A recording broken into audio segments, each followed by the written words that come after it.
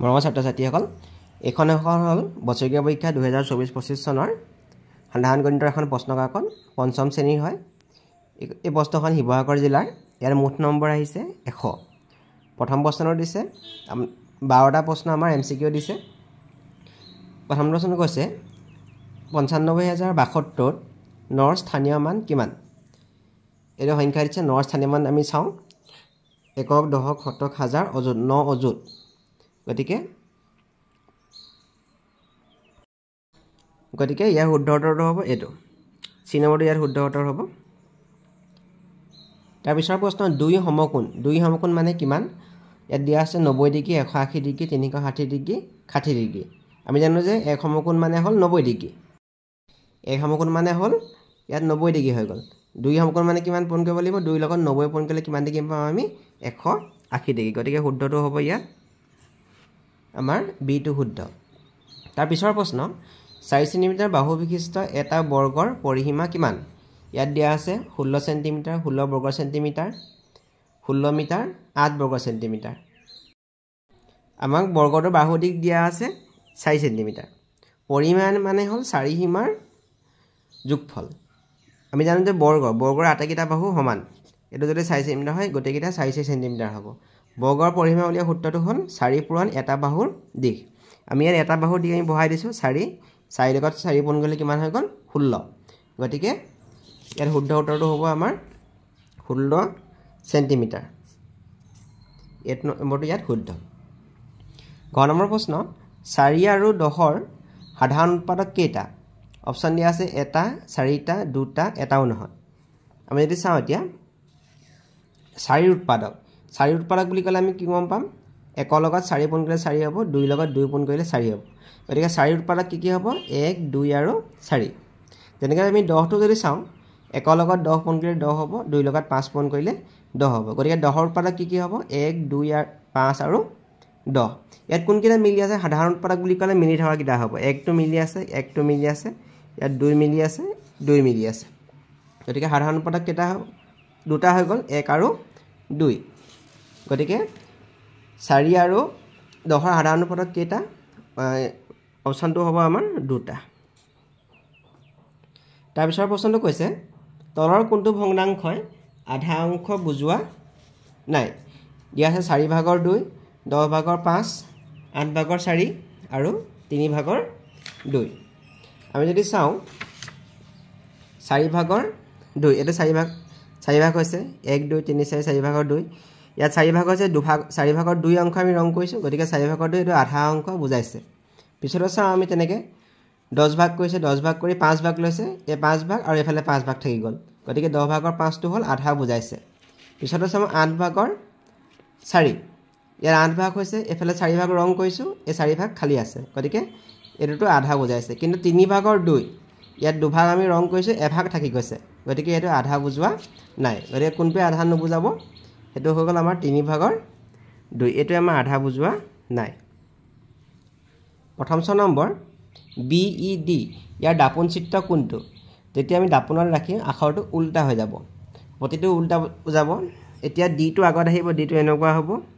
B টো এটো হ'ব আৰু E টো এনেকুৱা হ'ব আৰু B টো এটো হ'ব গতিকে ইয়াত A নম্বৰটো শুদ্ধ কাঠ পেন্সিলৰ জোঙা আকৃতিটো কি আকৃতি হেতু হ'ব আমাৰ শংকু আকৃতিৰ হ'ব কাঠ পেন্সিলৰ জোঙা অংশটো শংকু আকৃতি তাৰ পিছৰ প্ৰশ্ন 16 আৰু 25ৰ মাজত কেইটা অযুগ্ম সংখ্যা আছে আমি চাওঁ এতিয়া 16 আৰু 25ৰ মাজৰ সংখ্যা তাৰ মাজত কি আছে 17 18 19 20 21 22 23 আৰু 24 আছে আমাক এতিয়া অযুগ্ম সংখ্যা কোন কিটা বুলি ক'লে গম পাম আমি অযুগ্ম সংখ্যাৰ এককৰ ঘৰত এইকেইটা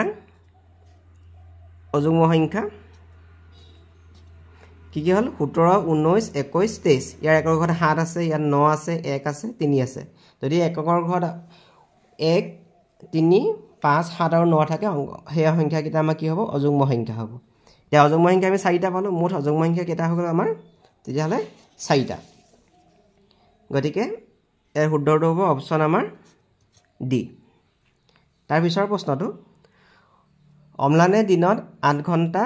পঢ়ে সি দিনটোৰ কিমান অংশ পঢ়ে অপশ্যন দিয়া আছে 3 ভাগৰ 1 অংশ 4 ভাগৰ 1 অংশ 6 ভাগৰ 1 অংশ 8 ভাগৰ 1 অংশ এতিয়া আমি যদি চাওঁ এদিন মানে হৈ গ'ল কিমান 24 ঘণ্টা অম্লানে কিমান ঘণ্টা পঢ়ে কৈছে 8 ঘণ্টা আমি যদি 24 ঘণ্টাটো আমি 8 কে ভাগ কৰোঁ কেটা ভাগ হ'ব 3টা 8 8 আৰু 8 8 8 16 16 8 হৈ গ'ল 24 হি পঢ়ে 8 ঘণ্টা এই 8 ঘণ্টা জানো পঢ়িলে এতিয়া এই ছবিটোত কিমান অংশ হি পঢ়িলে 3 ভাগৰ 1 অংশ গতিকে অম্লানে দিনটোত যদি 8 ঘণ্টা পঢ়ে হি দিনটোত কিমান অংশ পঢ়িব 3 ভাগৰ 1 অংশ পঢ়িব গতিকে ইয়াৰ শুদ্ধটো আমাৰ অপশ্যন এ তলৰ কোনটো বৰ্গ সংখ্যা নহয় অপশ্যন দিয়া আছে আমাৰ 16 4 5 আৰু 9 এতিয়া আমি যদি চাওঁ বৰ্গ সংখ্যা এটো 16 4 আৰু 4 পূৰণ কৰিলে 16 হৈ গ'ল গতিকে দুটা একে সংখ্যা পূৰণ কৰি আমি 16 পাইছোঁ গতিকে 16 টো বৰ্গ সংখ্যা হয় পিছতো চাওঁ 4 আছে 2 লগত 2 পূৰণ কৰিলে 4 হৈছে গতিকে 4 টো বৰ্গ সংখ্যা হয় 3 পূৰণ কৰিলে আমাৰ কিমান হ'ল 9 হৈছে 3 দুটা পূৰণ কৰিলে 9 হ'ল কিন্তু 5 টো আমি দুটা একে সংখ্যা পূৰণ কৰি 5 টো নাপাওঁ গতিকে 5 টো বৰ্গ সংখ্যা নহয় গতিকে ইয়াৰ শুদ্ধটো অপশ্যন সি 1 লিটাৰ সমান কিমান মিলিলিটাৰ হৈছে হেতু হ'ব 1000 মিলিলিটাৰ প্ৰতি কিলোগ্ৰামত 40 টকা হাৰত 5 কিলোগ্ৰাম পিয়াজৰ দাম কিমান আমি 40 লগত 1 কেজি দাম 40 টকা গতিকে 5 কিলোগ্ৰাম দাম হৈছে 40 লগত 5 টো পূৰণ কৰিলে আমি পাম 200 টকা পাম তাৰপিছত এইখিনি সংখ্যাত প্ৰকাশ কৰিবলৈ দিছে এইখিনি 20 লিটাৰ ৰূপত লিখিবলৈ দিছে 4 নম্বৰ প্ৰশ্ন এটা কোন আঁকিবলৈ দিছে 45 90 আৰু 150 ডিগ্ৰী এইকেইটা আমি উৎপাদক বিশ্লেষণ এটা চাওঁ উৎপাদক বৃক্ষ আঁকিবলৈ কৈছে 2 লগত 18 পূৰণ কৰিলে 36 হ'ল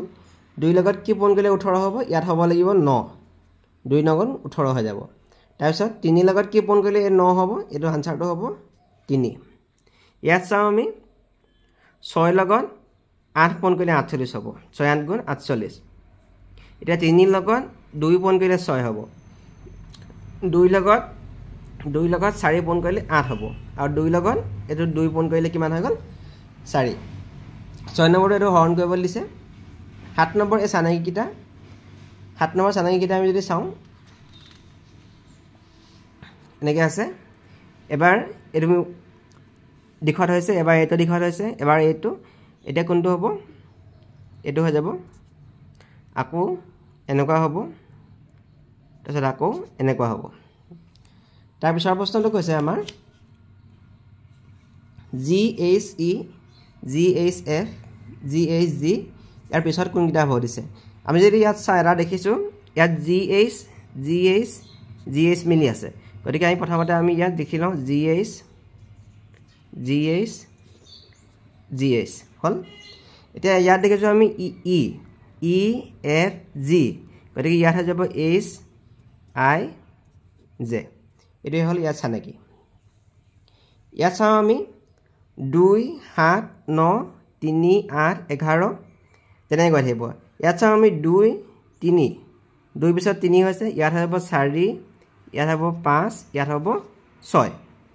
তাৰপিছত ইয়াত দেখিছো আমি 7 8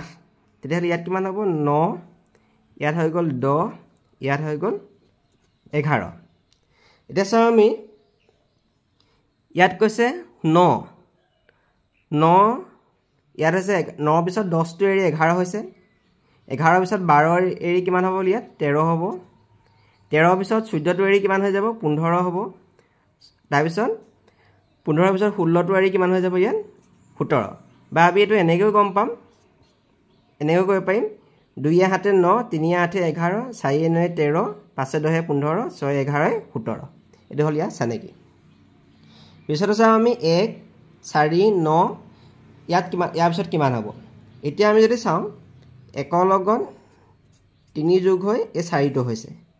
1 লগত 3 যোগ হৈ ইয়াত 4 টো হৈছে তাৰ পিছত 4 লগত কি যোগ হৈছে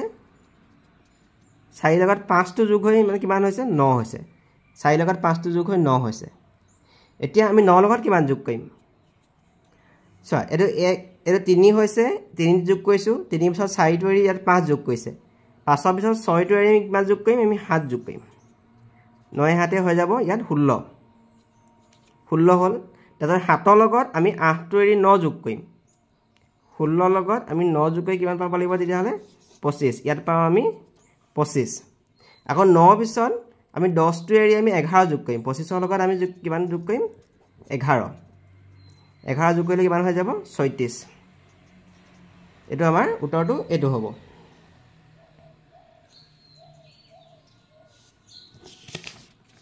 গতিকে ইয়াৰ উত্তৰকিটা এইকিটাই হ'ব 8 নম্বৰ প্ৰশ্ন আমাক এটো একক সলনি কৰি লিখিবলৈ দিছে এটো তোমালোকক 2 নম্বৰকে দিছে 6 লিটাৰ 250 মিলিলিটাৰত প্ৰকাশ কৰিব কৈছে আমি জানো যে 1 লিটাৰ সমান 1000 মিলিলিটাৰ গতিকে 6 লিটাৰ লিটাৰ আছে লিটাৰটো মিলিলিটাৰত প্ৰকাশ কৰিব লাগিলে আমি 1000 পূৰণ কৰিব লাগিব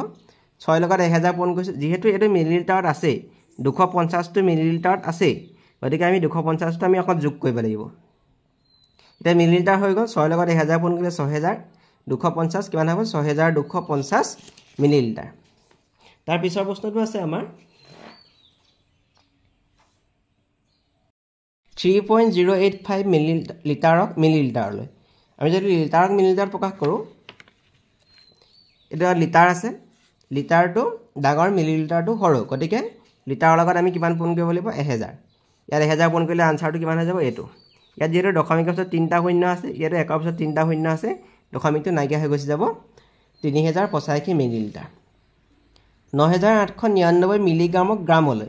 এটা চাও আমি মিলিগ্ৰামটো সৰু গ্ৰামটো ডাঙৰ মিলিগ্ৰামটো আমি গ্ৰামলৈ প্ৰকাশ কৰিব লাগিলে আমি কিহে হৰণ কৰিব লাগিব 1000 হৰণ কৰিলে ইয়াত চাও আমি একৰ পিছত শূন্য 3টা আছে গতিকে এই সংখ্যাটো 3টা সংখ্যাৰ আগত আমাৰ দশমিকটো বহিব ইয়াত 3টা সংখ্যাৰ আগত দশমিক বসে 9.899 গ্ৰাম 9 নম্বৰ প্ৰশ্নটো এটো সমতুল্য হোৱাৰকৈ খালি ঘৰটো পূৰ কৰিবলৈ কৈছে এটো 3 নম্বৰ দিছে 5/2 6 তলত কি হ'ব সুধিছে এতিয়া আমি যদি চাও ইয়াত আছে 5/2 5/2 লগত এই ভগ্নাংশটো সমান ইয়াত আছে 2 আছে ইয়াত 6 আছে কিন্তু এই ঘৰটোত কি হয় এটো আমি লিখিব লাগিব এটা আমি যদি চাও ইয়াত আছে বেলেগকে পাতি লৈছো মই 5/2 এই 6 টো কেনেকৈ হল এই 6 টো 2 লগত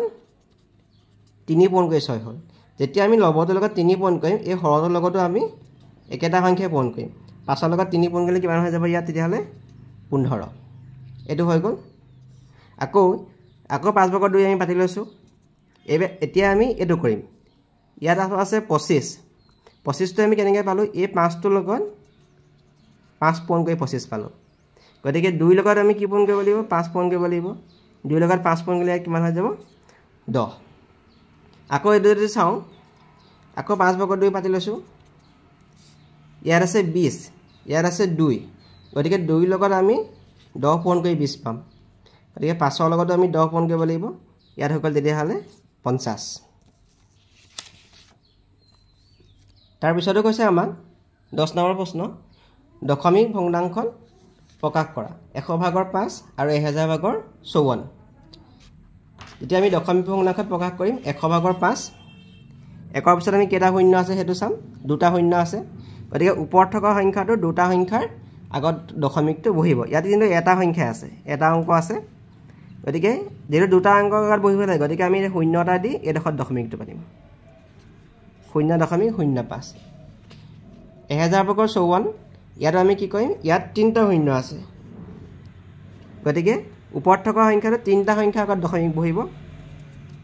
ইয়াত দুটা আছে গতিকে আউটা নাই গতিকে শূন্য আগত আমি দশমিক বহিম 0.054 11 নম্বৰ প্ৰশ্ন সাধাৰণ ভগ্নাংশলৈ পৰিৱৰ্তন কৰা 0.84 আৰু 2.45 এটা চাও আমি 0.84